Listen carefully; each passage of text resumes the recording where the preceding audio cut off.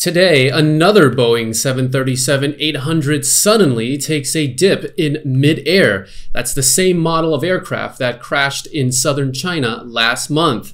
Meanwhile, police arrest a gang of Thaiger smugglers, and a man beats his wife for posting a TikTok video that went viral. All this is coming up in today's program.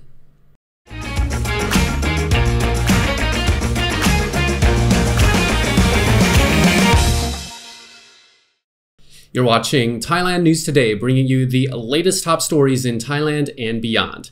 My name is Jet Gunther, and in our first story, a Malaysia Airlines flight from KL to Borneo dipped its nose and dropped suddenly, allegedly flying erratically before turning back to Kuala Lumpur International Airport. The aircraft in question was an 8-year-old Boeing 737-800, the same model of aircraft that crashed in southern China last month, killing all 132 passengers and crew. The incident happened last Sunday, but has only now come to light after passengers posted their stories on social media, prompting the airline to release a statement. They said the aircraft from KLIA turned back due to technical issues after encountering inclement weather along the route to the Bornean island of Tawau.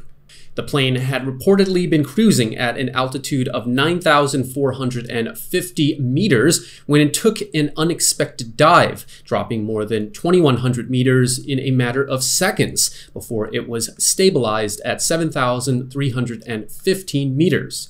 Passenger Halima Nasoha posted about her experience some 30 minutes into the mid-afternoon flight, saying many passengers panicked, screamed, and some were crying as the aircraft lost altitude sharply. She recounted how she floated out of her seat because her seatbelt was unfastened, as the seatbelt signs were turned off at that point.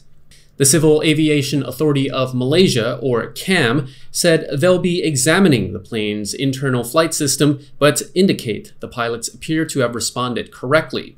An aircraft's system monitors and records all flight data profiles. According to CAM's chief executive, Captain Datuk Chester Vu Chi Son, he said preliminary data has shown correct responses by the operating crew following the issue on board. The aircraft made an air turnback to Kuala Lumpur International Airport as per the required safety procedures and landed safely at 5:03 p.m. The pilot in command and co-pilot managed the technical issue safely and returned to Kuala Lumpur for the required maintenance action. Malaysia Airlines submitted a mandatory occurrence report regarding flight MH2664 from Kuala Lumpur to Tawau on Sunday. Since the incident, the Aviation Authority has been working with Malaysia Airlines to make sure they had addressed all aspects of technical safety and airworthiness of the Boeing 737-800. Beginning on April the 6th, all single-use plastics and styrofoam products are banned from entering national parks in Thailand. Finally. Specifically, single-use plastic items such as bags, spoons, forks, straws, cups, and containers thinner than 36 microns will not be allowed to enter any national park in Thailand. The Department of National Parks, Wildlife and Plant Conservation published the announcement in the Royal Gazette on Tuesday. Notably, the announcement did not mention plastic water bottles, which is a main way tourists carry water into the parks, but you will have to leave your Frappuccino to-go cups at the gate. You'll also be well advised to ditch that 20 baht disposable poncho for a pocket umbrella instead. The ban is being done to protect the wildlife habitats, including fragile marine ecosystems, from the harmful effects of plastic pollution. It comes after visitors routinely dump their trash in the parks. Those caught in violation of the ban can be fined up to 100,000 baht if convicted.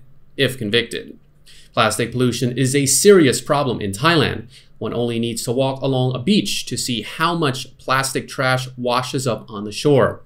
Plastic sheets have been found covering coral reefs, deer have been found dead, their stomachs stuffed with plastic bags of food, and sea turtle carcasses with plastic bags in their bellies have washed ashore.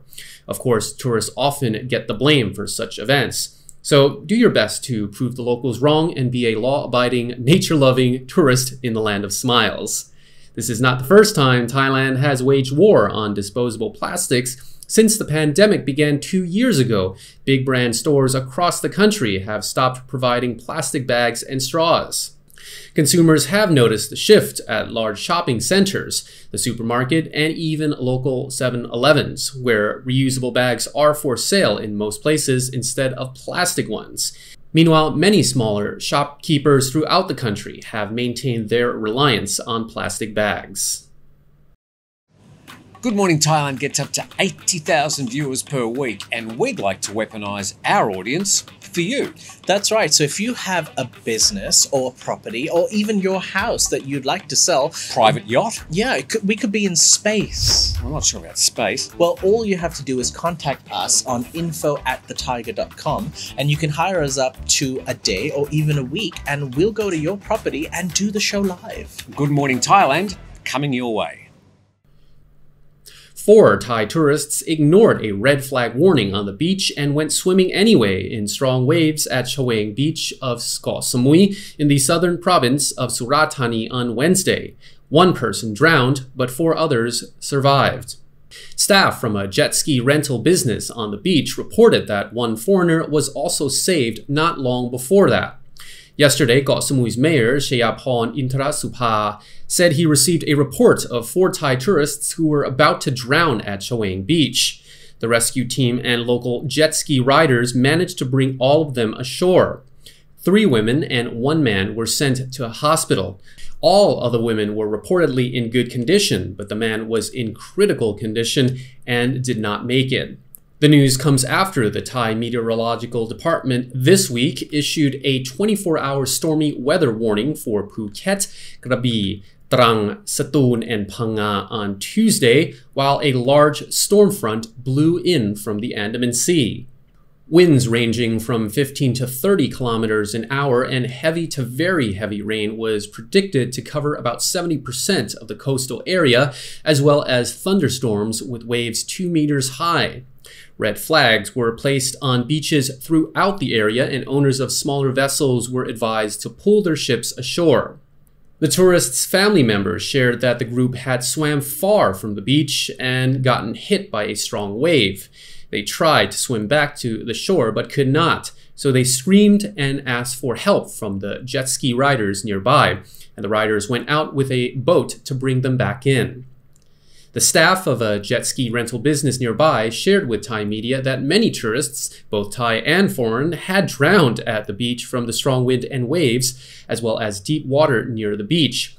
He said there are often red flag warnings, but many tourists ignore them. In addition to the incident involving the Thai group, he said there was another rescue earlier in the day.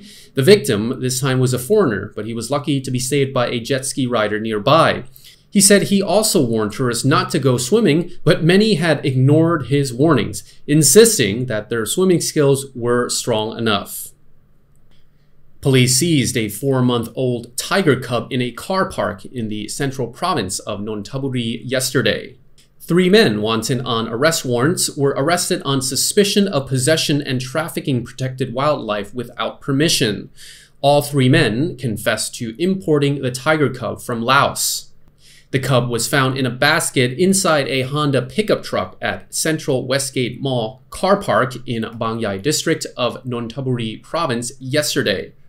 A group selling prohibited wildlife was discovered operating online, so the Wildlife Justice Commission and the Royal Thai Police joined forces to investigate with help from officials from the Department of National Parks, Wildlife, and Plant Conservation.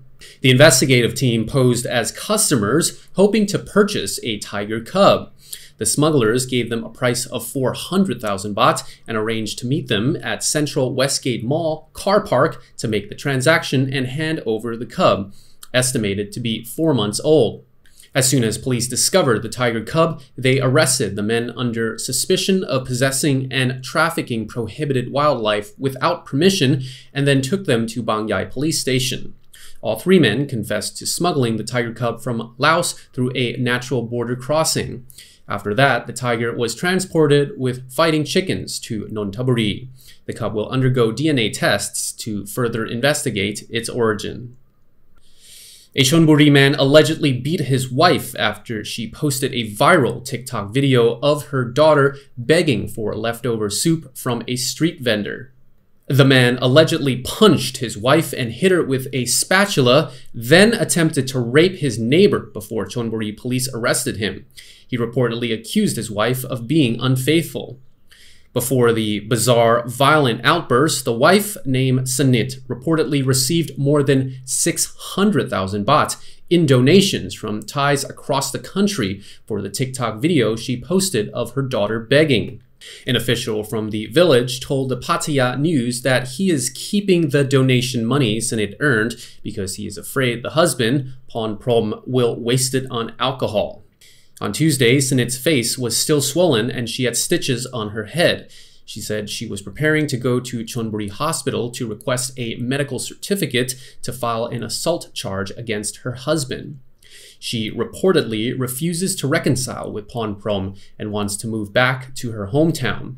The neighbor, who Ponprom allegedly attempted to rape, decided not to file sexual assault charges against him.